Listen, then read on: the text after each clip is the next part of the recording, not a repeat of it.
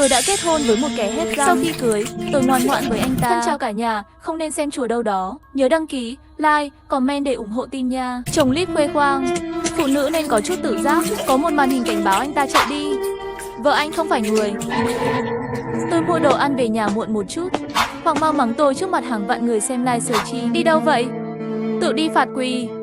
Không được phép đứng dậy khi tôi chưa cho phép. Tôi quỳ xuống. Cư dân mạng hận sắt không thể luyện thành thép. Đại mỹ nữ không xứng với bạo nam. Con gửi quà lên tới 300.000. Thế giới gì thế này? Vì tăng lượt xem mà để vợ quỳ xin quà. Tên cặn bã trong đám cặn bã. Tôn trọng số phận của người khác, giải thoát cho người phụ nữ mệnh khổ này. Luật sư đã liên lạc với cô ta, nhưng cô ta không nghe. Con nói đời này đã chấp nhận tên cưỡng hiếp này rồi. Đáng bị nhốt 10 vạn năm. Tóc vàng livestream việc tôi phục vụ anh ta hàng ngày. Dựa vào làm của tôi để tăng lượt truy cập. Đợi đến khi anh ta cho phép tôi đứng dậy. Phần kem nền ở đầu gối bị cọ sát một miếng, lộ ra các đốm xám xanh mà cơ thể con người không. Tôi bối rối che đậy. Kem nền dùng cho người sống vẫn là độ che phủ quá kém, dễ dàng bị trôi vào mùa hè. Livestream lượt truy cập ngày càng cao. Tôi bình tĩnh thay quần dài. Trang điểm của tôi trong ống kính là phù hợp. Nhan sắc và thân hình giúp tăng lượt tương tác. Thêm vào đó tâm trạng ổn định, không có nửa điểm nóng này. Nhóm cư dân mạng nam liên tiếp để tóc vàng chia sẻ tiếp cuộc sống. Chồng tôi chơi cháo khoe khoang. Đôi với phụ nữ ấy mà. Điều quan trọng là không thể cho họ mặt mũi. Tôi nói tôi thích phụ nữ đẹp.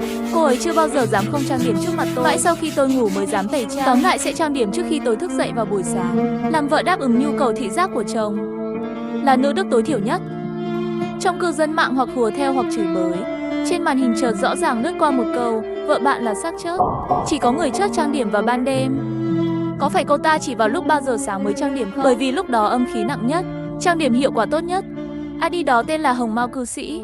Xem tư liệu FC ghi, tên đó nói: các bạn kết hôn được 3 năm rồi phải không? Đã đạt đến giới hạn chịu đựng của thân thể. Gần đây cô ấy trang điểm ngày càng lâu rồi. Thi thể hư hỏng cần người bảo dưỡng. Cô ta có phải luôn quấy rầy bạn 24 giờ không? Không thể rời xa bạn.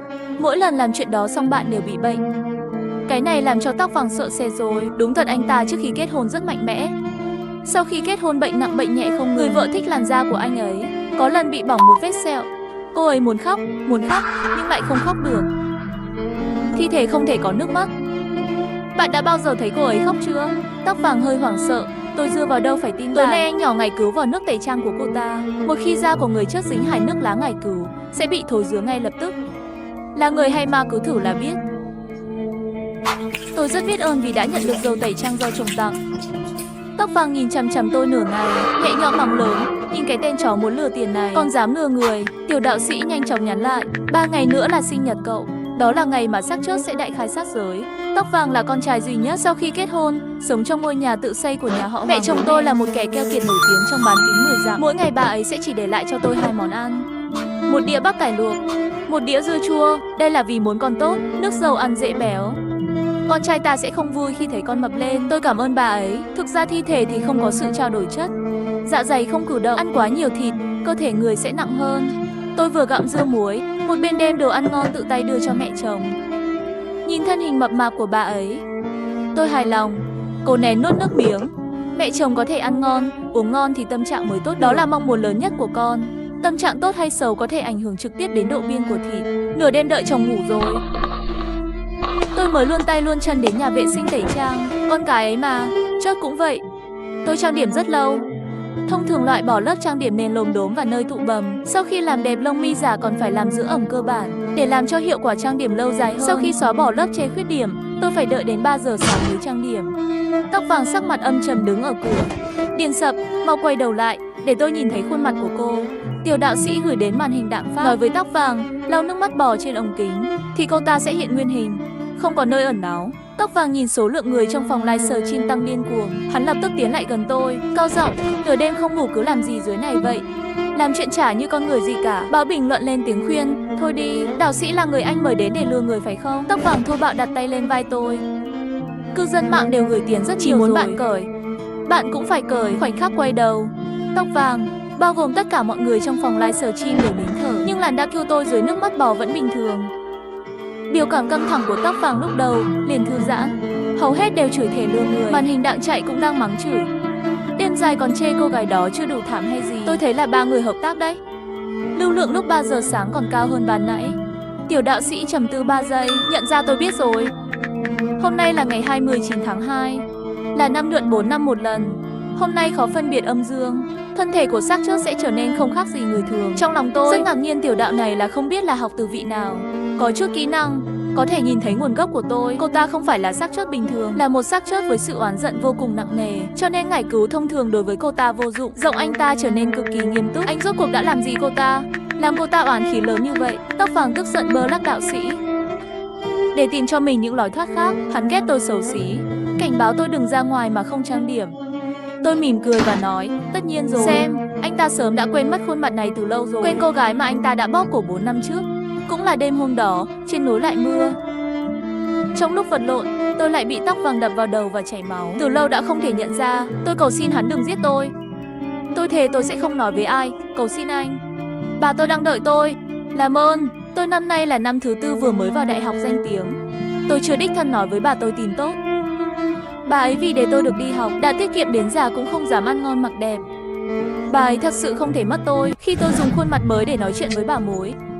Bà ấy hỏi tôi muốn gì, tôi cười nói, vẻ mặt xấu hổ, chỉ muốn là anh ta thôi. Rất chất hắn, thì phần huyết hải thâm thù này mới xem như trả xong. Hoàng gia tử khí, không, sắp sinh nhật rồi. Khi tôi vì một gia đình 3 người tặng quần áo tự may. Tóc vàng sắc mặt hơi thay đổi bởi vì tiểu đạo sĩ bị bơ lắc trước đó đã cảnh báo anh ta nếu xác chết tặng quà cho bạn, đừng mặc. Đó là để đảm bảo da của bạn mịn màng hơn. Môi của tôi cong lên kiểu mị. Anh yêu à, sao anh không mặc? Tóc vàng lén kết bạn lại với tiểu đạo sĩ. Cô ta tặng cho cậu là áo quan. Người hâm mộ trong phòng livestream đều rất kinh hãi. Làm ơn, đây là loại chuyện không nên đem ra câu view đâu. Bây giờ lại phổ biến loại này sao? Tiểu đạo sĩ rất vội. Áo quan thì thường sẽ không lộ gì cả. Mỗi bộ áo quan đều dài hơn tay. Không được. Xác chết sắp hung ác lên rồi. Cho tôi địa chỉ, tôi sẽ lên xe tới cứu cậu. Tóc vàng nhìn, thật sự là hắn vốn chỉ nửa tin nửa nghi. Nhưng nhìn vào lưu lượng truy cập liên tục đổ vào phòng livestream, hắn cố tình thể hiện sự tin tưởng, chuyển tiền đặt cọc ngay lập tức. Ngoài ra còn có các loại thông báo, mọi người ơi xem là đại chiến xác chết mỹ nữ và đạo sư. Nhớ đến đặt lịch hẹn, ai mà biết vào ngày sinh nhật của tóc vàng. Trong nhà thật sự xảy ra án mạng, chỉ là người chết là bố chồng tôi. Bố chồng tôi trên đường về nhà bị chó hoang cắn chết, rồi ăn cả thi thể. Nghe nói là sau khi uống quá nhiều thì ngã xuống dốc, bị sói ăn gần nửa thân thể. Đầu ngay cả thịt thắt lưng ra cũng bị ăn hết phần nửa. Bây giờ bố chồng thật sự mặc áo quan rồi. Khi tôi khóc với mẹ chồng, khóe miệng không nhịn được gợi lên một nụ cười ma quỷ. Vốn dĩ bố chồng có thể sống thêm vài ngày nữa, nhưng ai bảo ông ta phát hiện ra bí mật của tôi. Hôm đó, khi tôi lén đi thăm bà ngoại, nhưng vừa về nhà, bố chồng chặn tôi ở cửa, cười với tôi. Cuối cùng ta cũng biết, chiều nào cô cũng trộm tiền mua thức ăn đi đâu. Thấy tôi không nói chuyện, bố chồng chỉ vào cổ tôi, giả vờ với tôi, nhìn cái gì trên cổ xem. Kem nền trên cổ bị trôi một miếng, nhìn thấy những đốm đỏ sẫm trên đó. Mắt tôi nheo lại thành một khe nguy hiểm, nhìn chằm chằm vào ông ta. Đó là dấu hiệu xác chết sắp ăn thịt người. Nhưng bố chồng không nhận ra, ôm eo tôi, mặt đầy hình tượng, dám đội mũ xanh cho con trai tôi, nói trên cổ là nụ hôn của người đàn ông chó nào để lại. Đêm đó bố chồng tôi đột nhập vào phòng tôi, nắm tay tôi một cách thô lỗ. Tôi giả vờ kêu cứu, đừng giả vờ. Tôi đã khiến tóc vàng và mẹ nó ngủ lâu rồi, giờ chỉ còn lại chúng ta. Bố chồng tôi cười và hạ giọng, em nói thử con trai tôi có gì tốt. Suốt ngày la mắng em, ở cùng tôi sẽ bảo vệ em. Ông ấy không thể chờ đợi để nắm lấy vai tôi, chạm vào vai tôi. Toàn bộ da giống như bị lột da rơi xuống. Hắn vô thức giơ tay mới nhìn rõ. Trong tay là một tấm da người không được mịn màng rất nhăn nheo. Đầu tôi cũng xoay một chút, xoay 90 độ. Khoảnh khắc nhìn nhau, ánh mắt ông ta run rẩy, sợ đến nỗi quên thở. Tôi mỉm cười với giọng điệu cứng nhắc và chậm rãi. Chỉ còn hai chúng ta. Vậy thì tôi sẽ bắt đầu. Phát ra một tràng la hét thê thảm. Cả nhà không có ai. Hắn gọi trời cũng cứu không nổi. Cho đến nơi, cuối cùng ông ấy cũng nhận ra tôi. Người chính là năm đó trên mặt đầy đất, viêm ngứa. Tôi tham lam hấp thụ dinh dưỡng của kẻ thù. Cuối cùng cũng nhận ra tôi. Chỉ mới qua 4 năm thôi, làm sao có thể quên. Đứa con trai thường khoe khoang sau khi uống rượu, gì làm cũng làm rất tốt, giết người cũng giết rất giỏi. Đừng nói vớ vẩn, ngay cả người ta cũng. Lý trí của ông ta nói anh ta câm miệng, nhưng khóe mắt đều là đắc ý không thể che giấu. Năm đó tóc vàng mượn rượu để làm nhục tôi, nhưng người phụ trách phân xác là bố chồng. Tóc vàng uống rượu xong không có nhiều sức mạnh, tôi còn nửa hơi thở. Cha chồng của tôi là tên đồ để đến để giải quyết hậu quả, xử lý mọi tang chứng vật chứng. Bố ơi, con không muốn vào tù, con vẫn chưa cưới vợ. Cô ta vừa di chuyển và cắn con, còn nhất thời tức giận mới. Khi tôi tỉnh dậy, bắt đầu hiểu và sợ hãi, tôi yếu ớt cầu xin lòng thương xót, cố gắng ngăn chặn chúng. Bố chồng như tìm ra sáng kiến, bày ra khuôn mặt già nua của ông ấy. Yên tâm, trên núi này quanh năm luôn có người mất tích. Chỉ cần chết không nhặt xác, không ai có thể đổ lỗi cho con. Nói xong hắn hít mạnh một cái, cầm lấy con dao giết lợn, tay đưa lên dao rơi xuống. Ánh trăng sáng là nhân chứng duy nhất trong vụ án mạng này. Lời cầu xin tha thứ của cha chồng làm tôi ghê tởm. Tôi cười nhạo lời cầu xin của ông ta. Năm đó tôi sẽ không chốt đâu. Sau này nên ăn gì thì ném đâu thì ném. Sau khi ném thi thể còn sót lại xuống vách đá, tôi đứng một mình trên núi cao. Tôi thấy ánh trăng sáng hơn nhiều so với trước đây. Không phải là do mắt tôi lại có lại ánh sáng. Ăn thịt kẻ thù để họ trải qua nỗi đau tột cùng. Xác chết là có thể tạm thời làm người ngoài. Bà ơi, xin hãy đợi cháu. Cháu đang trên đường về nhà. Xác chết của bố chồng tôi được xử lý vội vàng. Trên linh đường, tôi khuyên mẹ chồng. Mẹ ơi yên tâm, dù sao thì cũng sẽ đến lượt bà. Đứng dậy, chân tôi đột nhiên mềm nhũn trên mặt đất. Trong tiếng la hét của mọi người, bên cạnh Hoàng Mo nhảy ra một tiểu đạo sĩ cầm kiếm gỗ đào. Cô muốn trốn đi đâu? Linh đường này ta sớm đã sắp xếp thành thư hồn trận. Cô không thể trốn thoát. Tôi không dậy được. Tranh cãi đầy nước mắt. Chồng ơi, nhìn anh ta nói năng linh tinh. Đưa đến linh đường có thích hợp không? Nhìn mặt tôi có vết nước mắt. Tóc vàng không khỏi do dự. Đại sư, không phải anh nói xác chết sẽ không khóc sao? Cô ta rõ ràng có. Cô ta ăn bố cậu. Mắt đã được khai thông rồi. Tối qua không phải ta dẫn người dùng hỏa thuật thần nghiệm thi thể sao? Dấu tay trên thi thể là của vợ cậu. Tiểu đạo sĩ véo biểu mũ, dùng bùa dán lên tôi, muốn tôi thể hiện nguyên hình. Đây là nhiệt hỏa phù lão xác chết đã cảnh cáo tôi. Xác chết sợ lửa nhất, đặc biệt là hỏa phù đạo gia. Cho dù trăm năm đạo hạnh cũng phải hủy diệt. Khi lá phù đó lại gần một chút, mặt tôi cũng nhợt nhạt, thịt dưới quần áo tan chảy và mưng mủ. Trong 1 phút nữa, tôi sẽ tan thành máu. Giờ khắc này tôi không còn kiên nhẫn nữa, lấy dao trái cây kề lên cổ, nổ ra cơn thịnh nộ chưa từng có. Tóc vàng, gả cho hoàng gia 3 năm. Tôi có lương tâm trong sạch. Tôi thay anh chăm sóc mẹ, phục vụ bố cho anh. Bây giờ chỉ vì những người không biết trên mạng, trước mặt người thân và bạn bè, làm nhục tôi như thế này. Anh đưa tôi lai sờ chim, hận không thể khiến tôi tắm rửa trước mặt họ. Nếu tôi là xác chết thì anh là thứ gì chứ? Hãy để hàng chục ngàn người làm chứng cho tôi, xem tôi là người hay ma. Toàn bộ nhà tang lễ là tiếng tố cáo thê lương của tôi. Tiểu đạo sĩ ném bùa chúng tôi ném dao vào trước mặt tóc vàng. Đám tôi đi, nào. Câu tiếp theo tôi nói thật dọa người. Nhanh lên, cùng người khác mang theo đứa bé trong bụng tôi đâm chết đi. Mẹ chồng đang sợ hãi lại vui mừng. Cái gì? Con có rồi, tôi lau nước mắt, lấy ra một tờ siêu âm đặt hàng mua trên siêu thị Bi. 3 tháng, con vốn muốn nói với mọi người vào ngày sinh nhật, không ngờ bố lại ra đi thảm hại như vậy. Cũng khó thể nói. Mẹ chồng trực tiếp thay đổi lớn, mắng con trai, cái gì mà xác chết. Con dâu tôi đang yên đang lành. Tôi thấy đây là kẻ lừa đảo muốn lừa tiền của nhà tôi. Vừa vặn cảnh sát đến nhà đưa tiểu đạo sĩ đi ngay tại chỗ. Tôi không thể di chuyển, chưa thể nhắn tin báo cảnh sát báo cáo. Mê tín phong kiến là quyền hợp pháp của công dân, mà cảnh này toàn bộ bị tóc vàng lai sờ chim chụp lại. Lúc này anh ta mới không nhịn được mỉm cười. Lai sờ chim phá hàng triệu, ha ha, tiền đến thật dễ kiếm. Tiểu đạo sĩ, cảm ơn sự hợp tác của tiểu đạo sĩ chót lặng. Tóc vàng chỉ là lợi dụng đạo sĩ làm lai sờ chim. Hắn còn đắc ý cười nhạo người ta, coi tôi ngốc hay gì. Chúng tôi quen nhau bao lâu rồi? Cứ giả vờ nhiệt tình giúp tôi, chắc chắn là muốn cọ sát lưu lượng truy cập của tôi. Thần duy nhất tôi tin là thần tài. Cậu tự hủy diệt đi.